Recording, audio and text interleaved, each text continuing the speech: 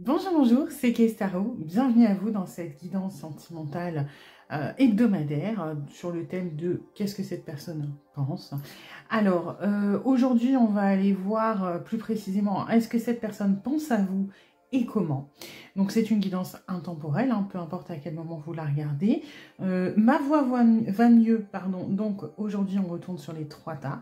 Pour vous aider à choisir, vous avez en premier donc ces trois bougies. La bougie renard, en deuxième, il y a de la beauté dans la simplicité, et en troisième, un cerf. Voilà. Vous pouvez mettre la vidéo en pause si besoin pour faire confiance à votre intuition. S'il y a plusieurs tas qui vous appellent, vous pouvez aller les voir. C'est peut-être qu'il y a des messages à recevoir. Et je vous dis à tout de suite pour votre guidance. Bienvenue à vous qui avez choisi la première bougie, celle avec le renard. Alors, on va déjà commencer par aller voir un petit peu les énergies dans la relation, voir si ça résonne. Si ça ne résonne pas, c'est peut-être que ce tas n'est pas pour vous. N'hésitez pas à aller en voir un autre. Et s'il n'y en a aucun qui résonne, ce qui peut arriver, c'est peut-être qu'il n'y a pas de message pour vous dans cette guidance. Alors, on va aller voir un petit peu ce qui se passe entre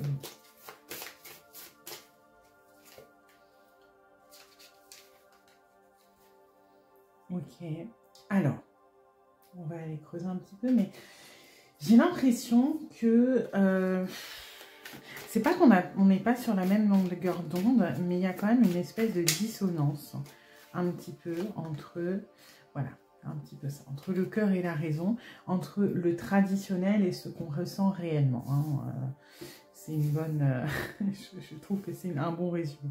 C'est-à-dire que, alors c'est peut-être vous, c'est peut-être l'autre, il y a dans cette relation des choses qui ne doivent pas être dites, qui ne doivent peut-être pas être faites. Peut-être que, par exemple, vous ne devriez pas vous fréquenter parce que moralement ce n'est pas bien. Alors ça peut être une différence d'âge, ça peut être, par exemple, s'il y a un côté où il y en a un des deux qui est le supérieur hiérarchique de l'autre, ou si vous travaillez ensemble. Ça peut être à cause d'amis communs, ça peut être, mettons, le meilleur ami de votre ex ou la meilleure amie de votre ex. En tout cas, les sentiments sont là, maintenant on ne les écoute pas. On ne les écoute pas à cause de valeurs, ça peut être de la pression sociale, à cause des mœurs, de ce qu'on doit faire ou de ce qu'on ne doit pas faire, de ce qui est juste, de ce qui est bien. Et donc il y a énormément de choses enfouies finalement qu'on essaie de réprimer, qui peuvent causer de la souffrance. Donc encore une fois, ça peut faire référence à vous, ça peut faire référence à l'autre, mais on est un petit peu sur une relation limite Roméo et Juliette où c'est pas super bien vu. Voilà, pour X raisons. Alors, on va aller voir si cette personne pense à vous, du coup, et comment.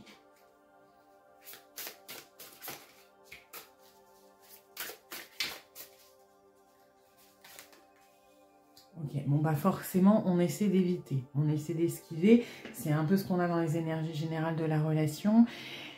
On essaie de fuir l'émotionnel, on essaie de fuir ce qui nous tracasse parce que, voilà, soit c'est pas bien, soit c'est pas correct, soit c'est mal vu, soit etc. Donc, on pense à vous malgré soi, mais on essaie d'esquiver un petit peu tout ça. On essaie de pas trop y prêter attention. Ouais, voilà, parce que c'est anxiogène. Parce que c'est anxiogène, parce que on se dit que de toute façon, ça ne sert à rien. On n'a pas aussi envie, j'ai l'impression, de se confronter à certaines choses. Donc ça peut être aux conséquences, au regard des autres. On n'a pas envie de braver. C'est pas qu'on n'a pas envie de se battre pour vous, c'est que le combat nous paraît perdu d'avance. Et il y a un côté un petit peu à quoi bon. Ça me fait du mal, ce n'est pas possible. Donc, même si j'y pense, j'ai envie d'essayer de ne pas y penser, de fuir ça, de mettre un terme, de tourner la page, voilà, on est vraiment dans... C'est malgré moi j'y pense, mais je n'ai pas envie. Parce que c'est source de souffrance, parce que c'est source d'inconfort, parce que c'est source d'angoisse. Donc, voilà, on esquive, on essaie un petit peu de... Oui, de s'en aller. Alors, on va aller voir ce qu'on a d'autre.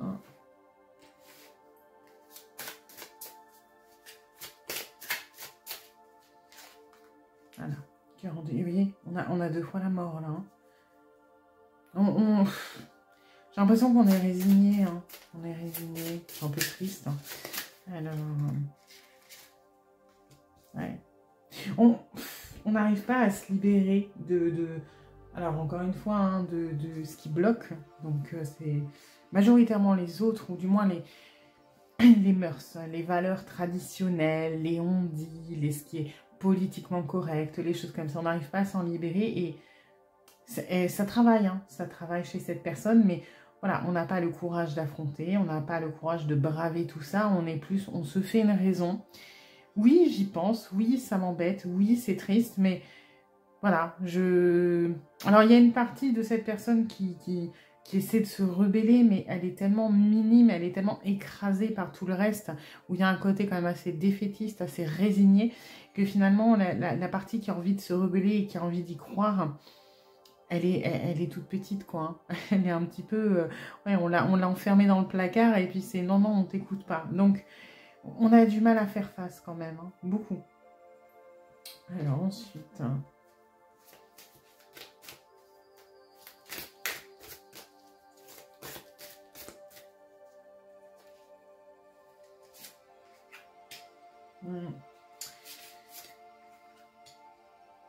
J'ai l'impression que on est mitigé parce que autant on est défaitiste, on est dans ces énergies de deuil, il y a un peu de colère pour certains d'entre vous, enfin pour la personne à laquelle vous pensez, autant quand on arrive à passer au-dessus de tout ça, c'est-à-dire à ne pas penser aux conséquences de tout ça et qu'on pense juste à vous, il y a quelque chose de très doux, il y a beaucoup de reconnaissance, on se sent bien avec vous, on a une certaine confiance, on se dit que vous êtes un soutien, vous êtes un support, que vous êtes un rayon de soleil. Alors après, dès qu'on tombe un petit peu dans le truc comme ça, dans la tendresse, dans la nostalgie, bon bah tout de suite on s'est dit oui mais ça sert à rien, mais ça existe quand même cette douceur, elle s'exprime rarement, difficilement, mais de temps en temps, quand on est un peu plus apaisé, ça s'exprime.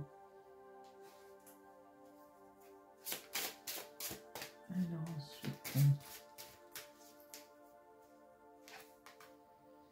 Oui, bon, bah forcément, après tout de suite, hein, on se remet sur le côté anxiogène des conséquences. Il faut faire un choix, et le choix que cette personne fait par rapport à vous, du moins, c'est un petit peu... Je garde ce côté très doux, ce côté très tendre, ce côté très...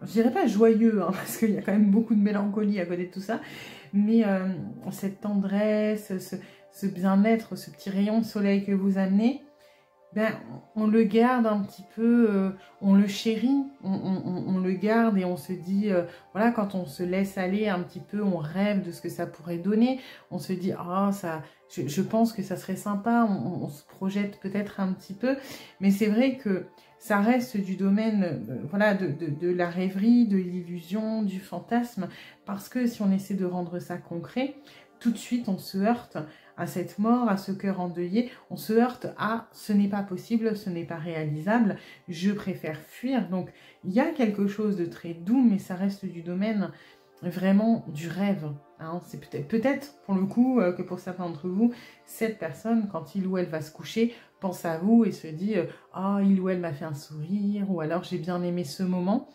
Mais dès qu'on commence à trop réfléchir, il y a l'angoisse qui arrive parce qu'on se dit il faut prendre une décision, il faut faire un choix, il faut aller à l'encontre de certaines choses. Ce n'est pas possible, donc hop, je remballe tout ça, je pense à autre chose. Donc, on est sur un truc vraiment, les énergies du début de la relation, cette espèce de contradiction entre l'émotionnel et la raison, finalement. Et là, la raison l'emporte quand même énormément sur le cœur, sur le côté doux, sur le côté où on se laisse aller. On n'arrive pas à se laisser aller très très longtemps quand même, hein, faut dire ce qui est. Alors...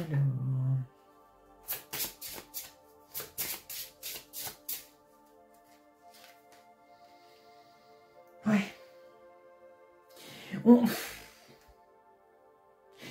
Vous voyez, là, j'ai vraiment l'énergie un petit peu du phénix, hein. C'est-à-dire que il y a des énergies on va dire, de résurrection, mais pour arriver à la résurrection, il faut accepter de mourir.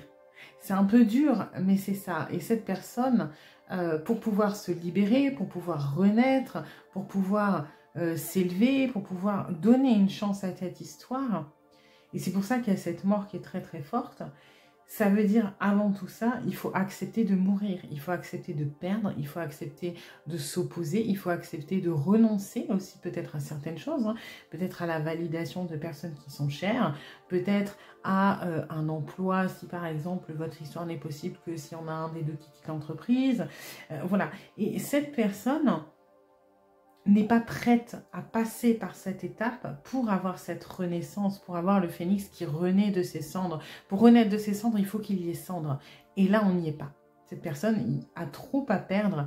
Pas forcément dans la matière, c'est pas forcément quelque chose de véritablement concret. Moi, j'ai plus quelque chose du domaine des mœurs, du psychologique, de valeurs, de croyances qui sont peut-être limitantes, où cette personne a beaucoup plus peur de perdre finalement l'image que il ou elle se fait de quelque chose plutôt que de perdre réellement dans la matière. Le problème, c'est pas vraiment, mettons, de perdre un emploi ou de perdre la bénédiction d'un tel ou un tel. C'est plus de faire face à ça, de se dire que on peut décevoir, on peut être mal vu, on peut, je sais pas, être rejeté, on peut être jugé. Et ça, cette personne a énormément de mal parce que c'est un vrai frein, c'est un vrai blocage de ce que je ressens au niveau psychologique.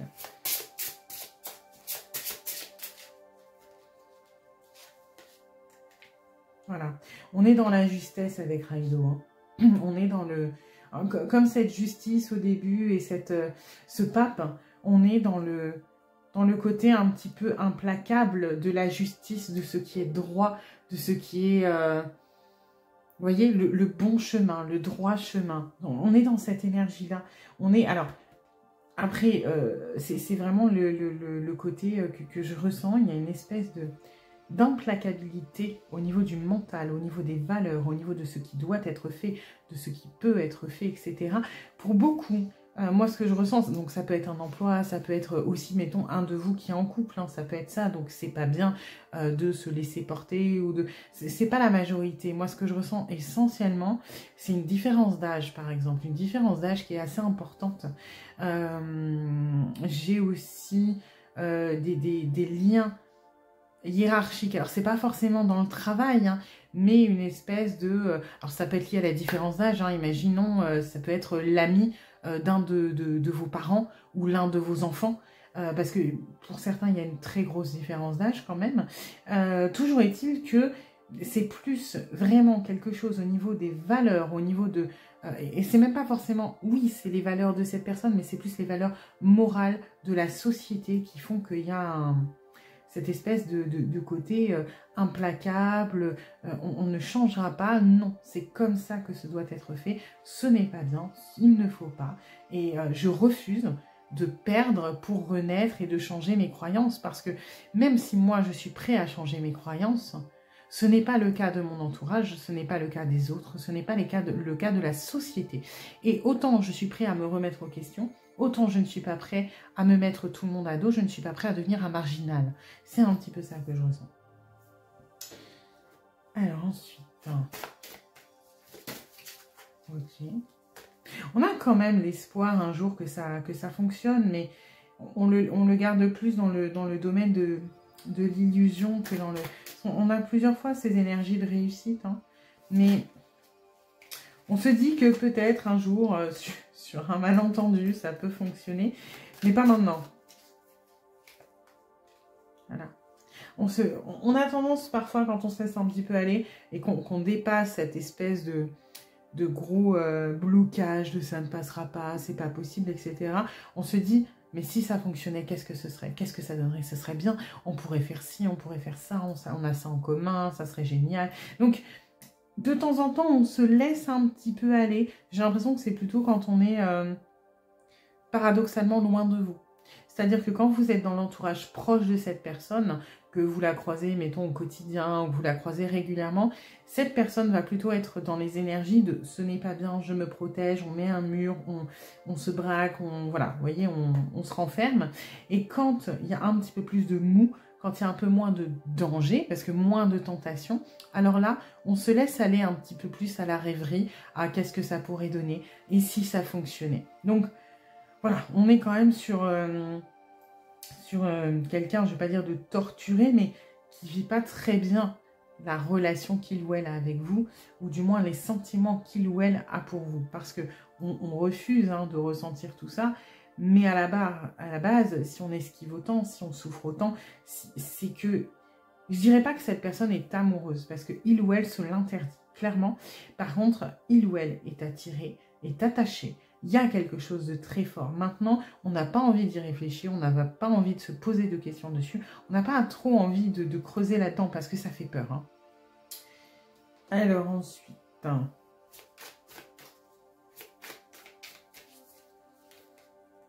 Et voilà, il y a ce côté un petit peu implacable, carré, de... Faut pas que ça dépasse. Ouais, l'empereur. Il y a vraiment une espèce de volonté, d'autorité, de contrôle sur l'émotionnel. On enferme tout ça dans des boîtes et il ne faut pas que ça dépasse. Il ne faut pas que on lâche quelque chose qui pourrait prêter à confusion. Il ne faut pas que l'émotionnel prenne le dessus. C'est quelqu'un, pour le coup, si vous voyez cette personne qui fait tout. Alors après, est-ce qu'il ou elle y arrive? Peut-être pas. Mais qui fait tout pour ne rien laisser paraître. Ne veut rien laisser paraître. Voilà, bon là on reste dans le domaine un petit peu de l'imaginaire, du champ des possibles, de qu'est-ce que ça donnerait, du projet en cours, mais sans le concrétiser. Parce que là, l'empereur est avant l'impératrice. Et l'empereur parle ici de ce contrôle sur l'émotionnel, de cette autorité naturelle. C'est-à-dire que même cette personne peut se montrer parfois un petit peu autoritaire avec vous, peut-être sec ou sèche, parce que on veut vraiment faire comprendre qu'on ne veut pas que ça dépasse. Mais après, au niveau émotionnel, tout de suite, c'est beaucoup plus... on est dans... Alors, l'illusion, oui, on est dans le rêve, on est dans la rêverie. En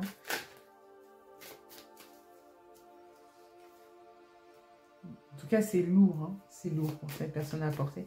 C'est très compliqué d'avoir autant de contrôle sur son émotionnel. Cette personne a du mal à ne pas se laisser submerger. Et j'ai l'impression que cette personne se met beaucoup de poids sur les épaules parce que il ou elle a l'impression, ou du moins se donne l'impression, essaie de se convaincre, en fait se met une pression tout seul. Cette personne se dit que c'est à lui ou à elle de porter ce poids sur ses épaules, que ce n'est pas à vous de gérer cette relation, ou du moins de mettre des barrages.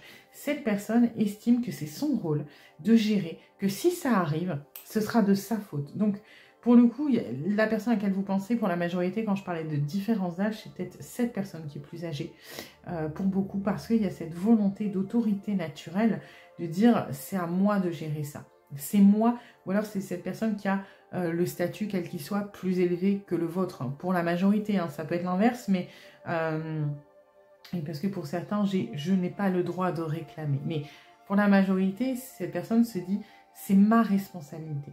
Ça ne doit pas être la sienne, c'est à moi de contrôler mes émotions. C'est à moi de faire en sorte que ça fonctionne bien. Et puis de toute façon, à quoi bon, ça ne fonctionnera pas. Je dois tourner le dos à ça. C'est ma responsabilité. Je dois vraiment gérer ça du début à la fin. Oui, je suis attirée. Oui, j'ai l'impression que cette personne est attirée également. Mais je ne céderai pas. Je rentre tout dans mes petites cases. Et hop, je me ferme, je contrôle. Il y a vraiment ce côté très autoritaire, très contrôlant. Par rapport à l'émotionnel du moins.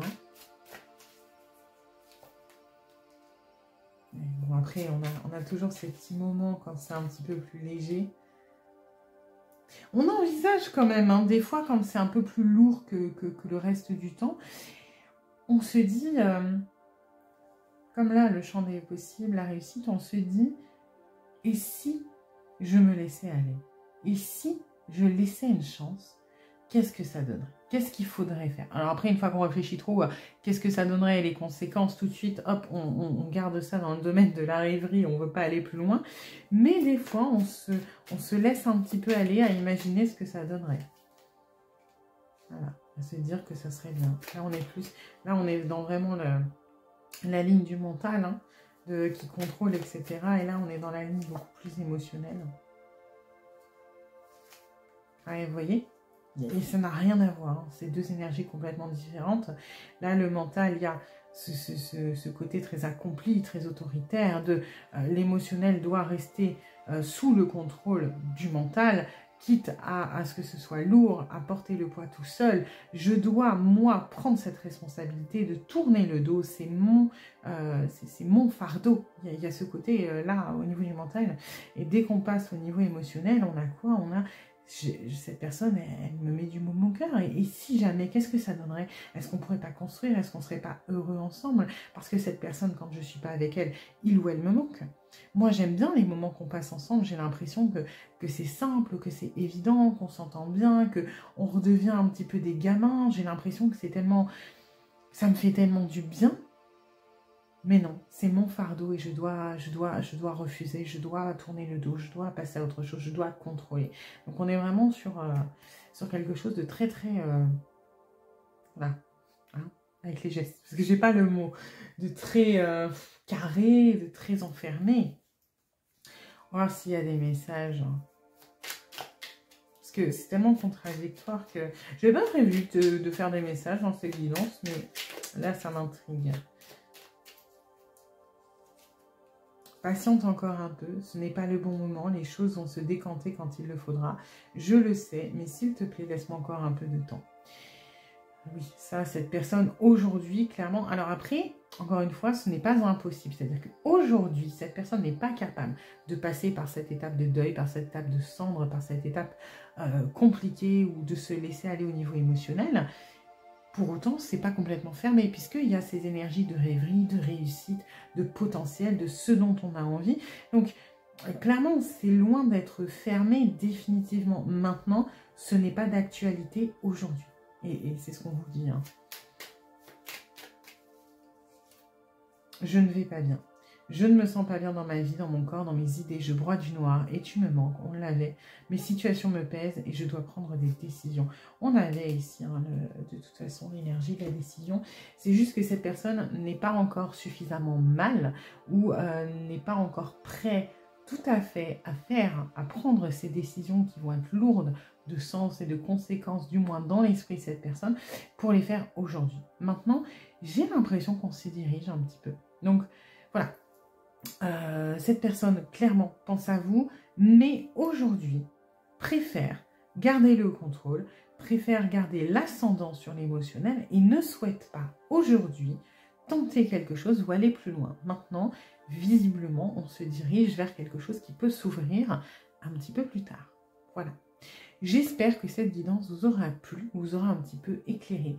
Si c'est le cas, n'hésitez pas à liker, à partager, à vous abonner, à commenter également. Et puis je vous dis à bientôt pour une nouvelle guidance. Bienvenue à vous qui avez choisi la deuxième bougie. Il y a de la beauté dans la simplicité. Alors, on va aller voir un petit peu dans quelles énergies vous êtes au niveau de la relation, histoire de voir si ça résonne. Si ça ne résonne pas, c'est peut-être que ce tas n'est pas pour vous. Dans ce cas-là, vous pouvez aller en voir un autre.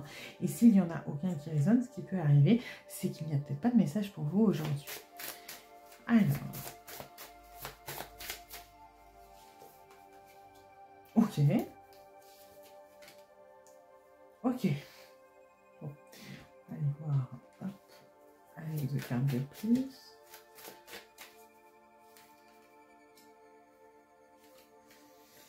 Bon, il y a des relations extra-conjugales dans le tas, là. Il y a des tierces. On est sur... soit vous êtes l'amant ou la maîtresse d'une personne qui est déjà engagée. Pour la majorité, c'est ça. Soit vous êtes engagé et vous avez un amant ou une maîtresse. Soit vous êtes les deux engagés et il y a une relation extra-conjugale. Voilà.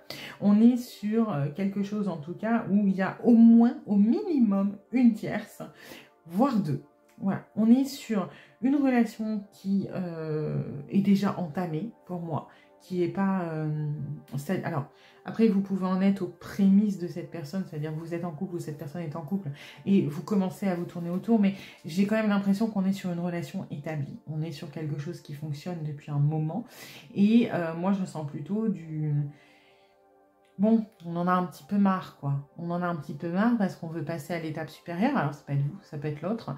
En tout cas, il y en a un des deux qui commence à saturer de cette histoire, qui comprend, hein, par contre. On est dans la compréhension, mais on commence à saturer et à se dire, est-ce qu'on n'est pas en train de nous la faire à l'envers parce qu'on nous a promis des choses et puis nous, on veut passer à l'étape supérieure et ça n'arrive pas. Donc, on respecte la situation, on respecte l'engagement, on respecte ce qui est, mais on commence à se dire que ça fait peut-être un petit peu long.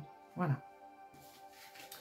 Alors, donc, on va voir si cette personne pense à vous et comment, du coup. Il y a du manque. Ok, ça c'est plutôt bien.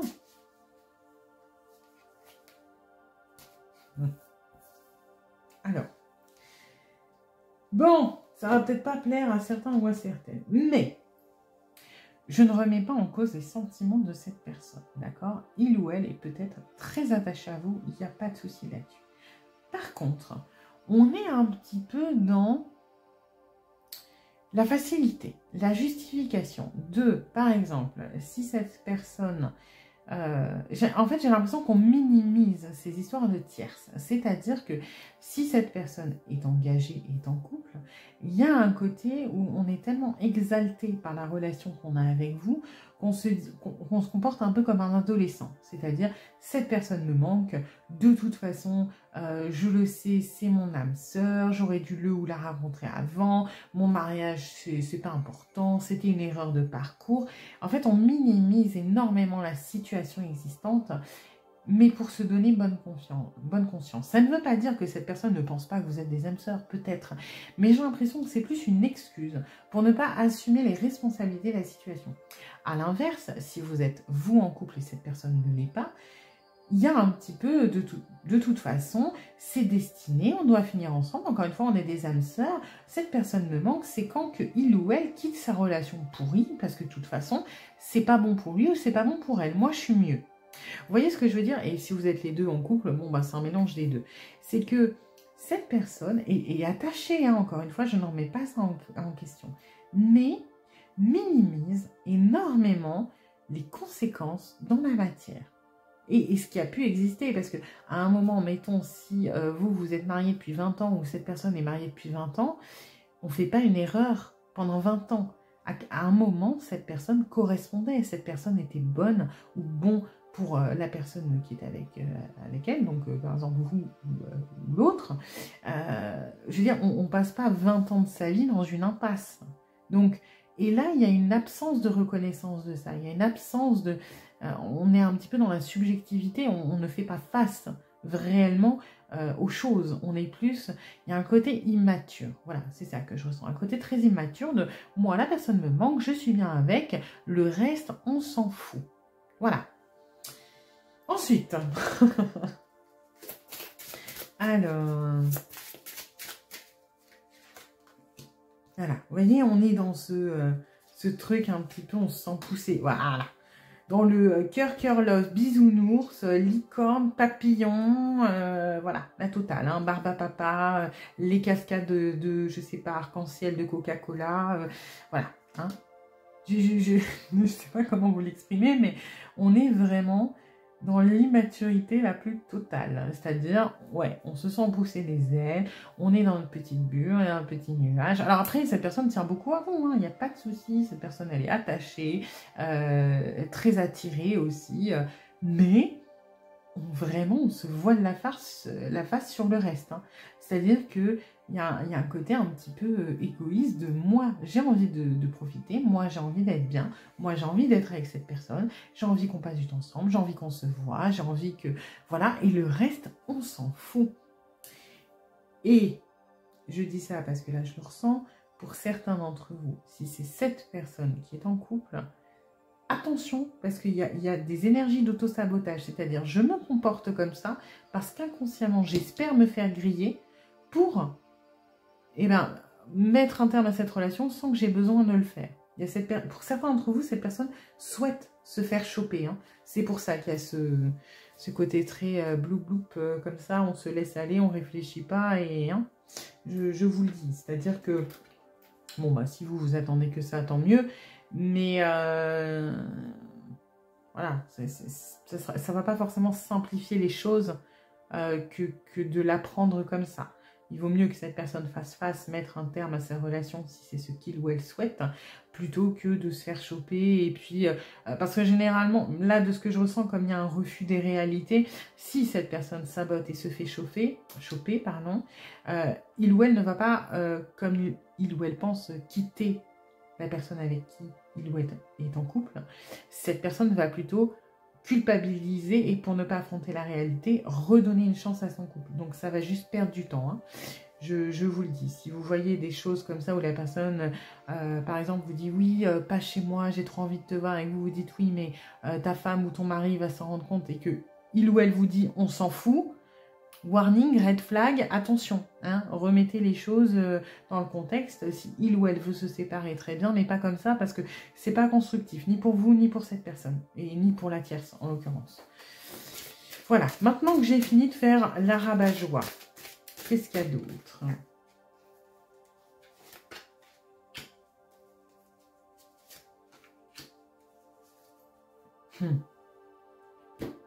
On est vraiment dans ce truc de je ne veux pas affronter les réalités. Parce que, vous voyez, donc là, il y a ce côté très on s'en fout, j'ai envie de le voir ou de la voir, j'ai envie de toute façon, on va finir ensemble, etc. Mais toujours dans cette espèce d'illusion et de refus d'affronter les choses, on est dans la matière au point mort. On ne fait rien dans la matière, on analyse, on profite de l'instant T, on médite, on patiente, on se dit que de toute façon c'est écrit, on va finir ensemble. Donc pourquoi on se prendrait la tête? Pourquoi on devrait mettre un terme ou pourquoi on devrait faire des choses pour que ça fonctionne? C'est vraiment, moi ça me fait rire, c'est un ado là, dans sa tête, la personne à laquelle vous pensez. Il y a vraiment ce côté, allez, one life, on fait ce qu'on veut et on s'en fout. Et j'ai l'impression que pour ce qui est pareil de votre, si c'est vous qui êtes engagé, il y a un petit peu ce... Alors là, on est un petit peu dans le... J'ai pas envie de mettre la pression, donc ça c'est plutôt positif en soi pour vous, hein, parce que de toute façon, j'ai confiance. Moi, je sais que c'est bon pour nous deux. Voilà, donc si c'est vous qui êtes en couple, à la limite, tant mieux, parce que vous ne mettez pas la pression, ça vous laisse le temps de gérer vos affaires. Mais dans le cas où c'est l'autre qui est en couple, ou mettons que vous êtes tous les deux en couple et que vous attendez que ça bouge, cette personne n'est pas du tout dans l'optique de faire en sorte que ça bouge. On est dans l'instant T, on profite, on s'éclate et si je me fais choper, on avisera. Par contre, on n'est pas du tout dans la volonté de mettre des choses en place pour se séparer, pour avancer, pour etc. Donc attention à ça, si c'est ce qu'on vous vend, non. Alors ensuite...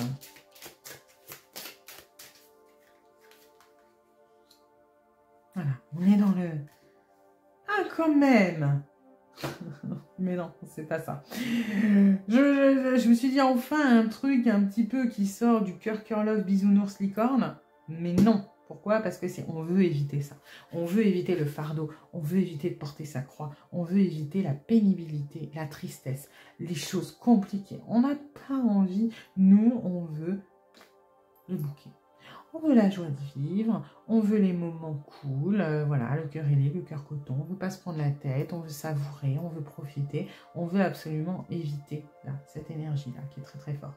Et ça résume assez bien le message de votre bougie, hein. Cette personne, ce qu'elle veut, c'est la simplicité, c'est le laisser aller, c'est suivre ses instincts, suivre son cœur, j'ai pas envie de me prendre la tête, j'ai pas envie de réfléchir aux conséquences, moi j'ai envie de kiffer, voilà. Alors, c'est bien, mais ça ne peut pas durer indéfiniment quand même. Hein. Il va falloir se positionner. Alors, ensuite... Voilà, toujours, hein, toujours les mêmes énergies. On est dans l'harmonie. Voilà, la joie, le bien-être, on se laisse aller, on profite, on se laisse porter. Hein. Moi, c'est vraiment ça que je ressens.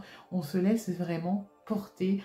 Alors pas là où le vent nous mène, mais on est dans l'instant T, dans le bénéfice immédiat, le plaisir à l'instant T, la joie, oui, on prend ce qu'on a à prendre. Après, dans les énergies de Wunjo, il y a aussi un côté un petit peu... la destinée. Il y a un côté un petit peu de toute façon... c'est pas forcément l'énergie principale de cette rune, mais il y a ce léger là que je sens. C'est pas du tout clair ce que j'exprime, mais c'est des ressentis.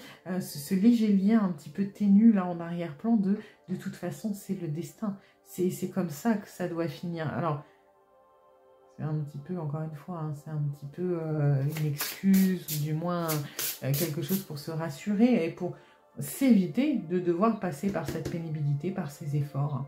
On se dit que de toute façon, comme c'est destiné, ça va finir par arriver, il n'y a rien à faire. Encore une fois, hein, harmonie, harmonie. Hein. Vous voyez, on est...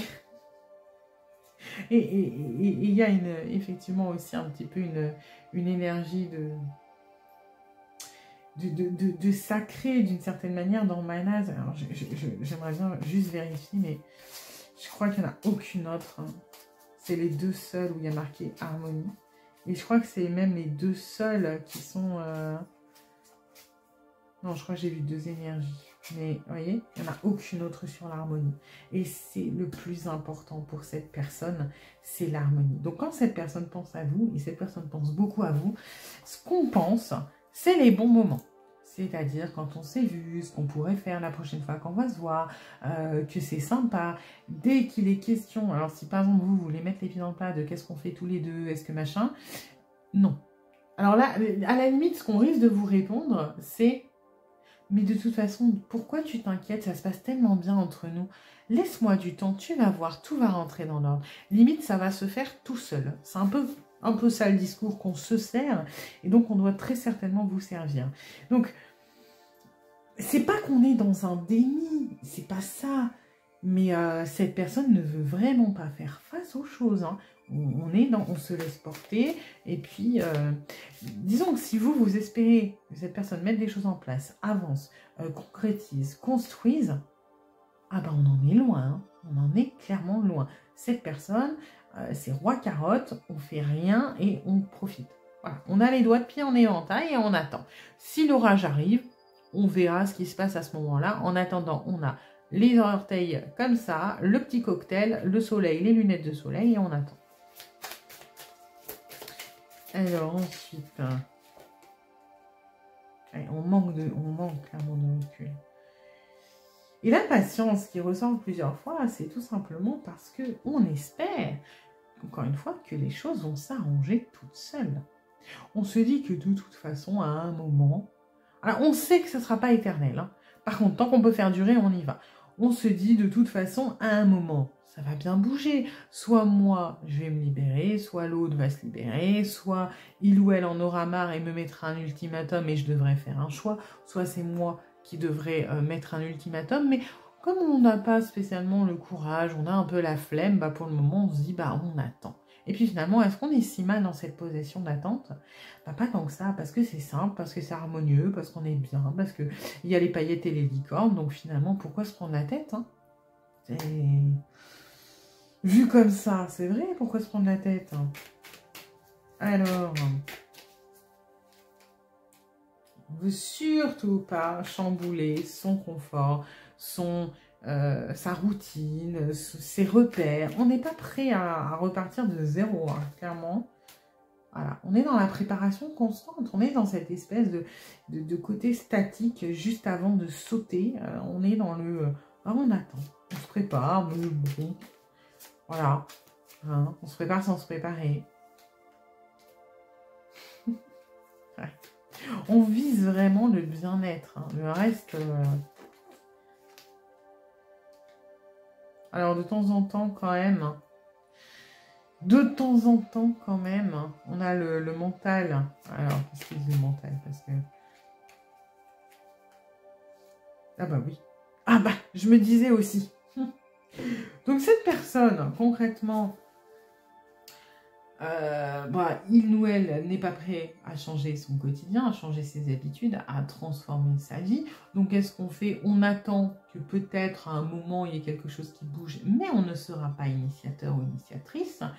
On profite de l'instant T, on profite de ce qu'on a à vivre, du bon côté de la chose.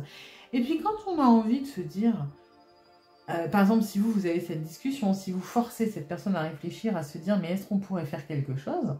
Cette personne va vite dire, donc que ce soit à lui-même ou à elle-même ou à vous, va dire, mais de toute façon, qu'est-ce que je peux faire moi concrètement? Je suis bloquée, ça ne dépend pas de moi. Donc là, hop, tout de suite, il y a les excuses. Par exemple, si cette personne est en couple, c'est, mais de toute façon, à quoi bon chercher une solution? À quoi mettre des choses en place? Il y a les enfants, il y a la maison, moi je peux pas tout quitter comme ça, donc pourquoi pas juste profiter de ce qu'on a? Si c'est vous qui êtes en couple, bah de toute façon, moi je peux rien faire. Si toi tu quittes pas la personne avec qui tu es en couple, pourquoi moi je quitterai la mienne? Ça ne dépend pas de moi. En fait, cette personne a quand même un truc de ça ne dépend pas de moi. Je n'ai pas de pouvoir là-dessus, je n'ai pas envie d'avoir de pouvoir là-dessus. Je n'ai pas envie d'avoir à prendre des décisions qui sont pénibles, qui sont compliquées. Je n'ai pas envie à devoir faire face à tout ça. Moi, j'ai envie juste de kiffer ma vie. Voilà, c'est tout. Il y a vraiment un côté très très immature. Hein. Alors... Non, quand même. Non. J'aime bien parce qu'à chaque fois, j'ai une énergie un peu plus mature. Et c'est pour ça que je retourne une autre carte après, parce que je sens que c'est pas vraiment ça. Là, c'est un petit peu... j'aime pas quand on n'est pas en contact. Encore le côté un peu gamin de... Moi, j'ai envie de lui écrire, j'ai envie de le voir ou de la voir, j'ai pas envie de réfléchir. Moi, encore une fois, hein, j'ai envie qu'on fasse des trucs, j'ai pas envie de souffrir. J'ai pas envie... Alors, il y a une espèce de... Encore une fois, je ne minimise pas les sentiments de cette personne est très attachée, mais il y a un petit peu, on grossit quand même les choses, il y a une espèce de surenchère émotionnelle, parce que vous servez, il faut dire ce qui est quand même, quelle que soit la situation, vous servez un petit peu de soupape de sécurité à cette personne. C'est-à-dire que quand cette personne est en souffrance dans sa situation, par exemple son couple, hein, si c'est lui ou elle qui est en couple, vous servez d'exutoire. C'est-à-dire que dès qu'il y a une souffrance, ça peut être au travail, ça peut être n'importe quoi, vous êtes associé, en fait vous êtes le shoot de dopamine, vous êtes la drogue, vous êtes le truc, la petite récompense, je vais pas bien, qu'est-ce qu'il y a? Bam, je fonce tête baissée dans cette relation, je vais chercher ce dont j'ai besoin, de l'amour, de l'affection, de l'attention, du fun, de la passion. Il y a un côté un petit peu transfert, un petit peu pansement. Vous n'êtes pas que ça, clairement pas, mais il y a quand même ce côté où on vient chercher chez vous des choses qui nous manquent. Et forcément, du coup, ça donne ce côté très bouillonnant au niveau émotionnel, parce qu'il y a plusieurs choses qui se mélangent. Oui, il y a quelque chose à la base dans l'émotionnel de sincère, un attrait quel qu'il soit, mais c'est en plus renforcé par cette espèce de transfert qu'on fait dès que ça va pas bien, on vient chercher chez vous. Attention d'ailleurs un petit peu à pas vous faire vampiriser. Hein. Ah, mais on ne veut pas trancher, hein. On ne veut pas se positionner. Voilà, allez, hein, le pendu, le 4 d'épée, on est bloqué. Nous, on est enchaînés, on est enfermés, nous, pauvres malheureux, on est prisonniers de notre situation. Il faut être patient parce que ça ne dépend pas de nous. Nous, on ne peut rien faire, vraiment. Hein. Faut que tu comprennes, c'est pas de ma faute. Moi, je fais tout ce qu'il faut. Hein. J'en ai parlé, hein, tu sais, mais il ou elle ne comprend pas. C'est plus de mon ressort. Moi, je lui parle plus, je le touche plus ou je la touche plus. On n'a plus rien à partager. Mais bon, je peux pas, il y a les enfants, il y a la maison, puis tu comprends, j'ai pas envie de lui briser le cœur. Il y a quand même beaucoup de fausses excuses de on ne peut pas, ça ne dépend pas de nous, on est piégé. Voilà, cette personne se place quand même, dès qu'on veut aller plus loin dans la construction avec vous, on est directement dans le je ne peux pas. Ce n'est pas possible, je suis enfermée, je suis piégée, ça ne dépend pas de moi. Ça, on adore, hein, ça ne dépend pas de moi. Donc... on est un peu dans le déni. Alors bon, après, il y a de la sincérité. Cette personne pense énormément à vous, oui. Cette personne est très attachée à vous, oui. Il y a même un côté un petit peu accro, clairement. Maintenant, est-ce que cette personne est dans l'optique actuellement de bouger, de construire, de faire quelque chose? Pas du tout. Voilà. Je vous le dis. Ça ne veut pas dire que ça ne changera jamais. Mais aujourd'hui, on se cherche des excuses.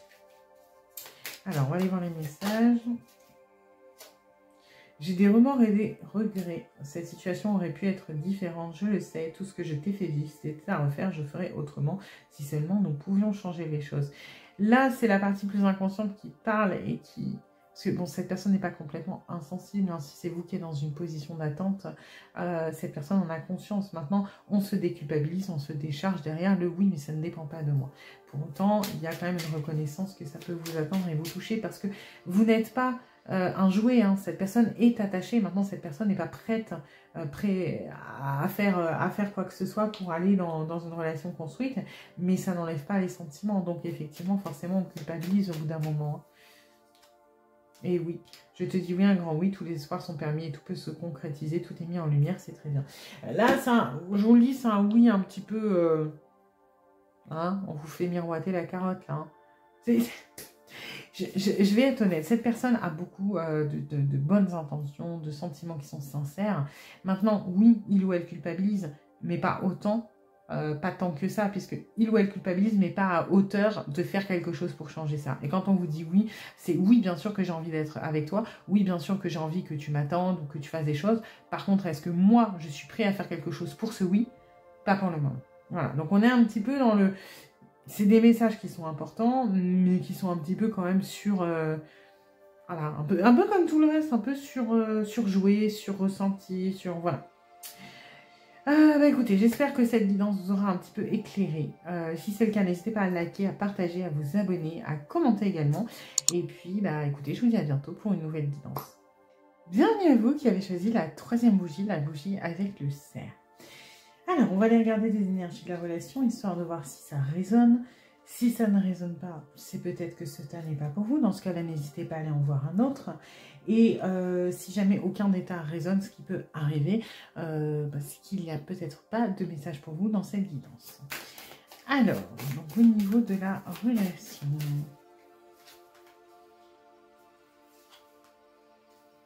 Ok. On va aller creuser, mais...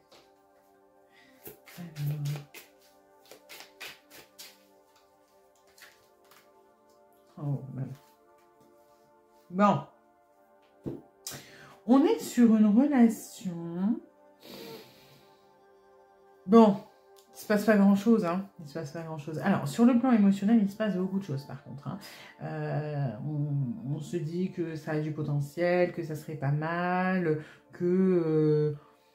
bon, voilà. Il y a peut-être, je pense à, pour certains, c'est pas la majorité, mais pour certains, c'est peut-être un ex ou une ex à qui vous pensez. Parce que, alors, au niveau de la matière, au niveau du concret, il n'y a rien. Il ne se passe rien. On est sur quelque chose, donc soit quelque chose de très mental, quelque chose du domaine, oui, du rêve, de l'illusion,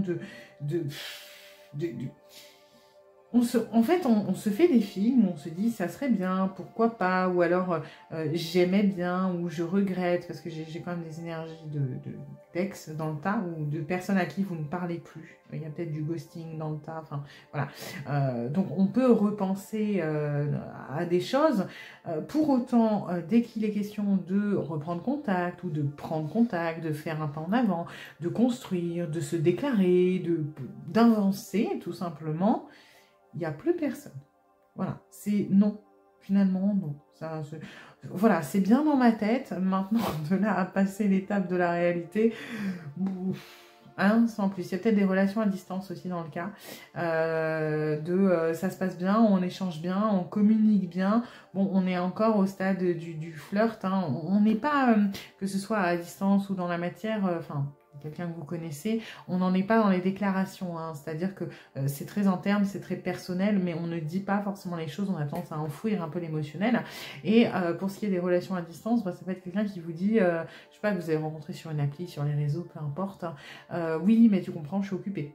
Oui, mais là, ça va être compliqué, on peut pas se voir, ou alors je suis pas prêt, ou j'ai aquaponé, ou voilà, hein. Il y a quand même une certains refus des opportunités qui pourraient se présenter. C'est-à-dire si vous êtes initiateur ou initiatrice, la personne peut trouver un petit peu des disquettes, des trucs pour... c'est jamais le bon moment, c'est jamais... Voilà.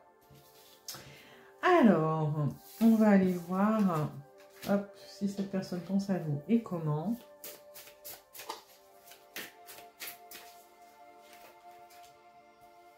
Ok. La probabilité quand même. Hein. Bon, lien très fort. Lien, c'est peut-être pour ça qu'il y a un refus de concrétiser dans la matière, qu'il y a un petit peu une espèce de fuite. Il y a des sentiments, des émotions, du moins la part émotionnelle de cette personne est vraiment très attirée, aimantée. C'est très intense. Et parce que c'est très intense, on a un petit peu... Oula, doucement, doucement, ça va trop vite. Moi, j'ai besoin de temps. Si déjà je m'emballe comme ça, alors qu'on ne se dit pas les choses, alors qu'on ne se voit pas, alors qu'il ne se passe rien de concret, qu'est-ce que ça va être quand la machine va être lancée, hein. En tout cas, voilà. Mais, je veux dire, c'est très similaire. Hein. On parle de fusion, de... Vous voyez, hein, voilà, je suis fatiguée, je fais des gestes maintenant. Donc, est-ce que cette personne pense à vous? Voilà, énormément. Là-dessus, il n'y a pas de souci. Énormément et de manière un petit peu... Moi, je ressens par contre un certain inconfort par rapport à ça. C'est-à-dire que c'est trop, c'est too much. Ça dépasse un petit peu le domaine du rationnel, de ce qu'on connaît, du pragmatisme. On se dit, mais pourquoi? Pourquoi je pense à cette personne autant? Pourquoi est-ce que c'est si fort? Pourquoi est-ce que, alors qu'on ne se connaît peut-être pas plus que ça, pourquoi c'est à ce point? Voilà, c'est ça que je ressens. Il y a des vraies interrogations et un léger inconfort, encore une fois, une légère peut-être peur. Hein. Alors... Ouais. Voilà. Et vous voyez, il y a tout de suite c'est pas une contradiction, mais cette espèce de... Voilà, on contrebalance de là, c'est très très fort et ça déstabilise. Et ça déstabilise, donc comment on réagit? On réagit avec déjà cette espèce de manque de confiance, parce que forcément, si c'est aussi intense, à quel point ça peut être bien, mais à quel point ça peut faire du mal, à quel point ça peut me briser, à quel point ça peut me coûter finalement. Donc tout de suite, on protège. Et puis, la colère, je la ressens pas forcément contre vous, je la ressens contre lui ou elle. Cette personne est en colère contre lui ou contre elle parce que on n'arrive pas à maîtriser ça. On n'arrive pas à contrebalancer, à refuser, à ignorer cette espèce d'attirance magnétique qu'on a. Et on s'en veut parce qu'on sait que, enfin, on se dit qu'on n'est pas prêt, on se dit qu'on va souffrir, on se dit que c'est pas bon pour nous. Et on n'arrive pas oui, on n'arrive pas à dire non, on n'arrive pas à s'en passer, on n'arrive pas à contrôler. Donc, on est en colère contre soi. On se dit, mais qu'est-ce qui m'arrive? Mais pourquoi? Je veux dire, jusqu'à maintenant, j'ai toujours mené ma vie comme je voulais. Je me suis jamais emballée à ce point. À mon âge, ça va, oui. Hein, y a un côté comme ça frustré parce que c'est inconfortable, parce que c'est dangereux, parce que ça fait peur. Donc, voilà, on enfouit. Et on avait ces énergies-là de... Bon, c'était pas avec celui-là, c'était avec celui-là, de la lune qui était très très fort, et avec ce 4 de coupe, on refuse, on ne veut pas de ça, on enfouit, parce que c'est trop pour nous, on n'arrive pas à gérer, donc on ne veut pas en entendre parler. Alors, qu'est-ce qu'on a ensuite? Ok, bon, il y en a deux, hein. Voilà. Vous voyez, on est un peu dans les mêmes énergies là. On est dans la trahison, la déception, la solitude, la peine. On a peur de tout ça. En fait, c'est pas ce qu'on ressent quand on pense à vous, c'est ce qu'on a peur d'éprouver si on lâche prise avec ça.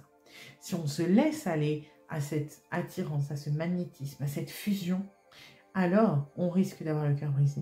On risque de souffrir, de pleurer, d'être déçu, de se faire trahir. On risque tellement, c'est ce qu'on se dit, hein, on ne voit pas le côté positif. Là, on voit les dangers. C'est un petit peu, voilà, vous imaginez, vous avez emmené la personne à la fête foraine, il ou elle est sur les montagnes russes, il n'est pas du tout en train de kiffer le manège, là, il est en train de se dire, si le wagon se décroche, je meurs. Vous voyez, la peur prend beaucoup plus le pas sur le plaisir, sur l'enthousiasme que ça pourrait apporter. On est face à quelqu'un qui est terrorisé là. Hein. Alors, qu'est-ce qu'on a d'autre?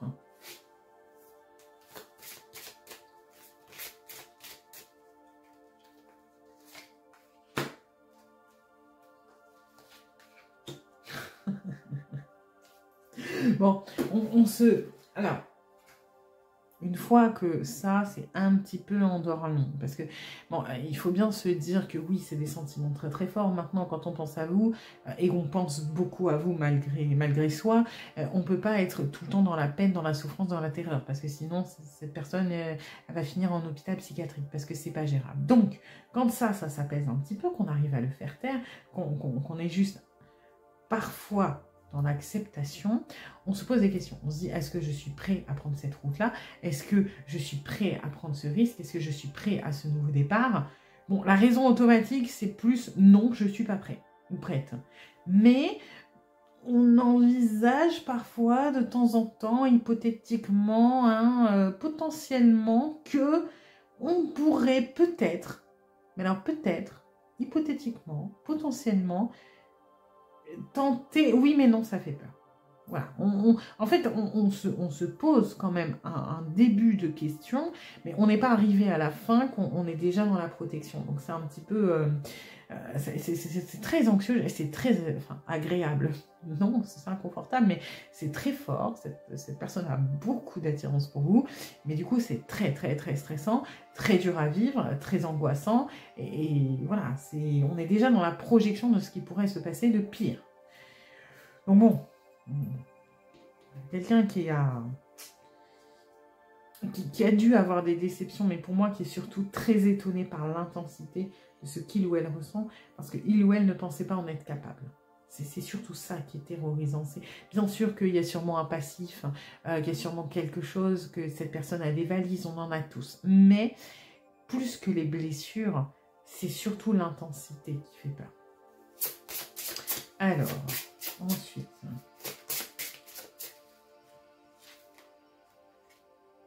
Ok. Ben, oui, d'une certaine manière, c'est pas complètement incohérent, parce que quand on pense à vous, il y a alors cette fusion, cette attirance, mais il y a quand même beaucoup de joie.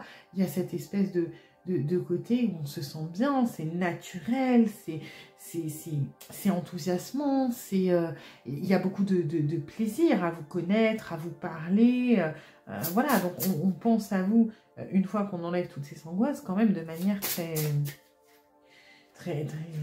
douce, c'est exactement les mêmes que celles du tas d'avant. Mais alors, c'est pas du tout dans les mêmes énergies, pas du tout. Là, on est sur cette harmonie, dans le sens de la simplicité. C'est évident avec vous. Et j'ai aussi ce lien un petit peu en arrière-plan de sacré, mais parce qu'on se dit que ça ne vient pas d'ici. Cette connexion, alors on ne met peut-être pas de mots dessus, on ne met peut-être pas d'explications parce que c'est un peu anxiogène, donc on n'a pas envie de se poser des milliards de questions, mais on reconnaît que c'est comme si c'était à destiner, peut-être que vous êtes des âmes sœurs, peut-être, il y a un côté comme ça où on réfléchit, on se dit, ça ne vient pas de nulle part.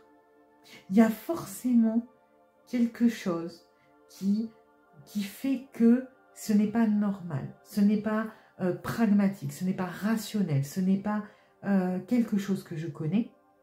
Donc, si je ne peux pas l'expliquer, c'est qu'il y a quelque chose d'autre. Et quand on pense à ça, ça rassure. Parce qu'on se dit, c'est quand même fou. Une fois qu'on a passé de il ou elle peut me briser le cœur et c'est la merde et je vais souffrir, on se dit, mais je ne pensais pas rencontrer quelqu'un où j'aurais ce lien, ou si c'est si évident, on est tellement complices, on est tellement fusionnel, ça se passe tellement bien, c'est une évidence. J'ai vraiment cette énergie-là de c'est évident. Mais j'ai aussi comme ça sort de mon quotidien, comme ça sort de ce que je connais, comme ça sort de mes croyances, alors ça a beau être évident, c'est peut-être dangereux. Je ne peux pas penser autrement que, voilà, c'est quelque chose qui sort de mes habitudes, qui sort de ce que je connais. Donc, dans le doute, je dois le traiter comme une menace. Surtout vu comment ça me dépasse. C'est un peu le foutoir. Hein. Ça, en tout cas, vous ne laissez pas cette personne insensible. Hein. Alors ensuite, peut-être pas autant. Ouais, bah oui, vous réveillez tout l'émotionnel, hein, toute l'énergie féminine, tout ce qui va être... J'ai un petit peu cette histoire d'apprentissage quand même avec Manaz, on s'ouvre à quelque chose de plus grand, à quelque chose de sacré, à quelque chose qui vient d'autre part. On s'ouvre au subtil parce qu'on ne peut pas l'expliquer dans la matière. Donc, ça ne veut pas dire que cette personne est dans la spiritualité et éveillée, mais on commence à envisager ses voies, à regarder le monde un petit peu différemment, à ne plus peut-être essayer de rationaliser. Alors, bien sûr qu'on essaye parce qu'on est humain, mais on commence à accepter qu'il y a peut-être des choses qui nous dépassent. C'est aussi terrifiant que... Bien sûr que cette personne, elle se protège, mais j'ai l'impression qu'il y a quand même une part... En fait, on ne se protège pas, de ce que je ressens, on ne se protège pas par conviction qu'on va souffrir. On se protège parce que cette intensité fait peur et on se dit que si c'est amené à se casser la gueule, on va sacrément souffrir. Ça ne veut pas dire qu'on préanticipe la chute. Parce que je sens qu'il y a quand même si c'est terrifiant, il y a quand même une partie d'acceptation pour cette personne. On se dit que c'est bizarre, ça fait peur, mais pourquoi pas. Voilà, on est sur cet entre-deux. Oui. On n'est pas fermé, hein.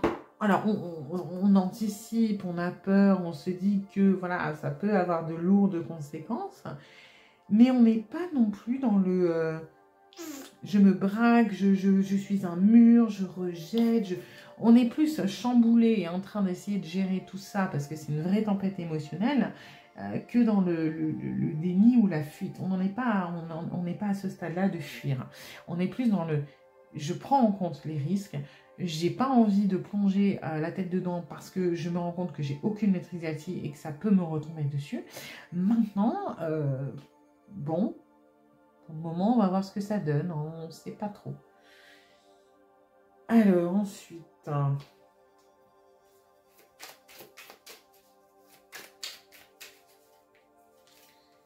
Ouais, on est encore cette lune. Hein. On enfouit. Parce que c'est trop. C'est trop pour le moment. Et c'est ce qu'il y avait au début, je crois, on refuse. On n'est pas prêt pour le moment parce que ça fait trop d'un coup et que comme on n'arrive déjà pas à gérer à ce qui se passe à l'intérieur de nous, on ne veut pas rajouter des choses supplémentaires. C'est-à-dire, on veut pas... le lien nous dépasse déjà, on ne veut pas l'intensifier plus que ça pour le moment. Hein. Mais il y a quand même... j'ai l'impression... Alors, attends, je vais vérifier, mais... C'est bizarre ce que je vais vous dire. Mais... j'ai l'impression que, alors non, cette rencontre n'est pas là par hasard, mais parce que d'une certaine manière, ça fait partie de votre rôle que de réveiller cette personne sur certaines choses, sur la spiritualité, sur l'éveil, sur des choses qui sont plus grandes, qui appartiennent au domaine du subtil. Et j'ai l'impression que vous rappelez, en fait, oui, c'est comme si cette personne était endormie et vous rappelez à cette personne certaines choses que il ou elle a oubliées d'il y a longtemps, pas forcément dans cette vie, dans une autre. J'ai l'impression, et cette personne, c'est cet effet que vous lui faites, en fait. Quand je dis j'ai l'impression, c'est cette personne qui a l'impression que vous assemblez des pièces un petit peu de puzzle qui sont manquantes, qui étaient manquantes. Alors, c'est déstabilisant. Clairement, cette personne ne sait pas trop par où commencer, ne sait pas où est-ce qu'il ou elle en est, ne sait pas si c'est positif ou c'est négatif. Il y a quand même une histoire de chamboulement, de lutte. Mais je ressens très fort cette envie, ce besoin d'apprendre, d'en savoir plus, de s'ouvrir à plus, de grandir un petit peu, parce que c'est quelque chose qui faisait partie de cette personne et que vous réveillez.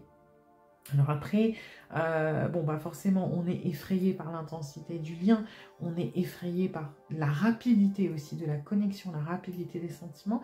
Et aujourd'hui, on est un petit peu statique parce qu'on ne sait plus quoi faire.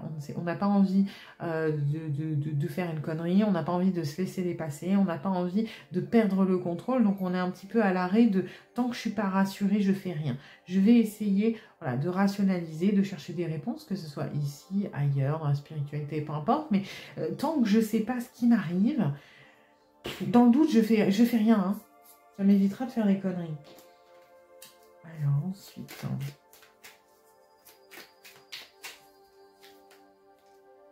Ouais, on a vraiment envie de récupérer un petit peu voilà, le contrôle, la rigidité, retourner dans les choses carrées qu'on connaît. Vous êtes là quand même. Hein.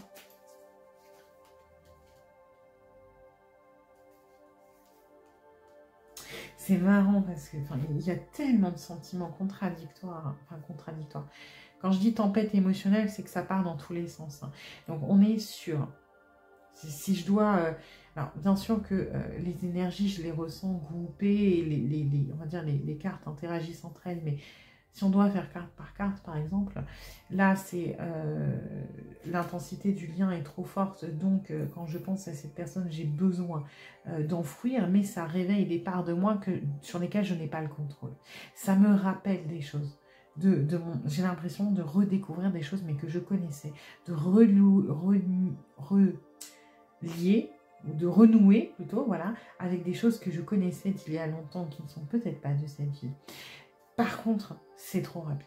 Parce que c'est trop rapide, je ne sais pas trop quoi faire, je me piège et je ne préfère ne rien faire tant que je ne suis pas rassurée, que je ne suis pas allée chercher des informations, tant que je n'ai pas essayé de rationaliser tout ça. Parce que moi, je suis quelqu'un qui, oui, je me rends compte que j'ai peut-être une connexion, une part, cette énergie féminine, une part intuitive, une part plus émotionnelle de moi, mais...